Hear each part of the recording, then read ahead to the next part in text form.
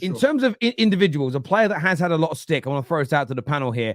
Rasmus Hojlund today. I thought he started off like he had looked in a lot of games where he wasn't, Pinnock was getting the best of him, getting to those balls first. But maybe from the 15th minute onwards, he seemed to win every duel. He was getting to the ball first. His hold-up play looked on point. He scores a great goal. KJ, this is what we want to see from our very young but still £70 million man. Yeah, and people need to remember this. He had a slow start this season because he missed preseason for injury, and in preseason he's actually looking good for us. So Rasmus has unfortunately gone through this thing where he starts to build up momentum and then he gets an injury or international break comes or something interrupts his momentum. So he always is kind of starting afresh each time that we see him play. But today was a bit of rustiness, but you can tell he's been working. And the way that he adapted his game throughout the game, he kind of sized up his opponent. It's like, okay, cool. He's got the better of me in these situations. Let me improve my body position. Let me improve my touches throughout the game and get the better. And he did that. And he did some nice little flicks around the corner to beat a man that he's been doing throughout that game. And I was like, yes, this is what we'd love to see. And he's someone that gets a lot of stick because he doesn't look the greatest on the ball. He's not as fancy or clean as other players. But what he does give you is physicality. He gives you speed. And he gives you that mentality because the man don't give up. And a lot of players in this team have given up, and we've seen it over the years. But Rasmus Hojlund is a player that doesn't give up. He always is trying. He always wants to make himself available. And he finished it off with a great goal, and which is where me and Neji disagree with the system point. But one thing I will say is give Rasmus chances. Give him 2, 3, 4, 5 chances in a game. He will at least bag one. And today was an excellent finish. And the disappointing thing for me today, that the only thing I think Ten Hag is wrong, personally, is taking him off. Because I know you want to manage him. I know we've got a big game in Turkey. But I disagree. You got to play. You got to take him off. He's, in my opinion, like this is the thing where if he were to keep playing and pick up like a small muscle injury or whatnot, like this is one of those games where the second half we look like we're in full control and we have to be able to use our bench. Like, no, I hear it, but the problem is he's better than Zirkzee as a striker. But this is what I'm saying. Zirkzee right now is not up to speed. He looks slow. He looks sluggish. He's not fit, and he was not doing what he was able to. What Rasmus was able to do up front, and I was feeling like, us not being able to keep the ball up top. I think the Zirkzee. Like, there's a lot of people coming at Zirkzee. I'm in multiple group chat. People like Zirkzee. I'm not convinced. I saw DG saying. I saw other people, not just him. Lots of people saying it. And I'm just like, when he came on, he won a couple duels. He did hold the ball up. He did have that one little mess up. But at the end of the day, like we know Rasmus is a redliner. I'm going to use that line as basically there's a point in a game where I'm sure the physios, because we look at it, he comes off basically around the same time all the time now. Even the commentator said Rasmus is going to come off soon. Like we all know. So that means he has a red line point, and that's due to muscle injuries. We will not win many games if he's not scoring goals.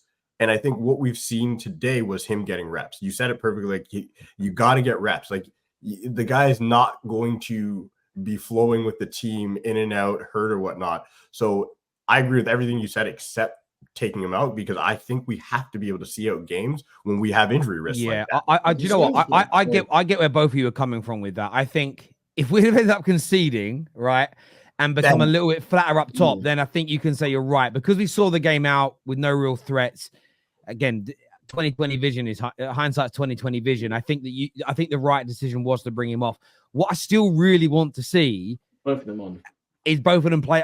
Before we scored the second goal, I know Bruno got the assist, but I don't think he was that good today. I wanted Bruno to come off, and look, he could do it. I mean, I know he's not going to, interestingly, he's not going to play in Europe because he obviously got the red card. I would love to see the manager start Zirkzee and Rasmus in that game, because I think they could play off of each other. And Zirkzee didn't look great when he came on. He had that chance, he messed up, but I actually was quite impressed with some of his hold-up play as well. I'm not convinced with him. I like Zirkzee. I think he brings something different. The only difficult part for me with Zirkzee, I think he's a beautiful technician. That's I think that's, if you're going to glorify him, and if anyone's a big fan of him, I genuinely believe it's because you look at his technical ability, how he looks after the ball, flick-ons, all those things. It's beautiful to watch, let's be honest. But I'm not going to say this with disrespect. I'm not. I know how the YouTube world is, but I genuinely mean this when I say this. So far, he's shown to be a glorified Weghorst. You remember when we brought Weghorst in? I'm not saying disrespectful. I'm not saying for YouTube. You know me by now. Just saying it as I see it. The reason I'm saying it, when Weghorst came in, when we were patient with him, let's be honest, most of the praise was, oh, he links up play very well. He actually brings players into the game. We actually haven't got that. I think Zirkzee does that, but my man doesn't find the net enough, in my opinion. When shout out Musa as well. Obviously, Musa always said this. This is quite banterous, but when Weghorst was shooting, it was like he was slide tackling every time, bro. He had to slide tackle. Absolutely, it was crazy. Yeah. Now, Zirkzee is not that. I think Zirkzee is a better striker overall than Weghorst. But what I'm getting so far is the only positive parts of him is the build-up play and everything else. Me personally, from a preference perspective, so not saying speak for everyone else, I'm going to be honest. I want clinical finishers, and if Zirkzee can't be that, then I'm sorry. I'm with you. 4-4-2 maybe, where him and Hojlund play together. But this is just it. But this is it. This is where I agree with you. I think that Zirkzee's, again, I get your point. You want a number 9 who's clinical. If Rasmus and Garnacho get into really good goal scoring form and he's supplying them and supporting it, fine. But if they're only scoring at the rate they are now, we need a number 9 that scores. You know, we saw it with Liverpool fans when Mane and Salah were both scoring high levels of goals. They didn't care that Firmino didn't score. But we all said to them on streams, "You're right, he's brilliant."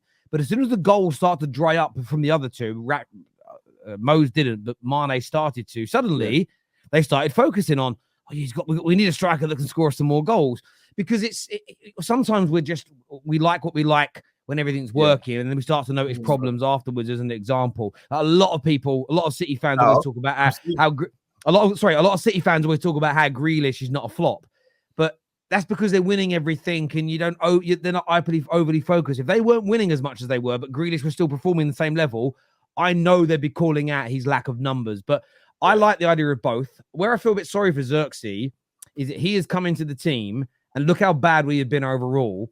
And that for me is where I think to myself, he's not settled in yet. There's been turmoil at the club since he's been here.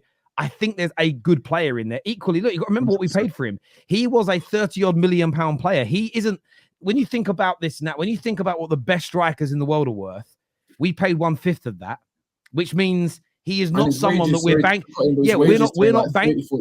Exactly. We didn't buy him to be our star.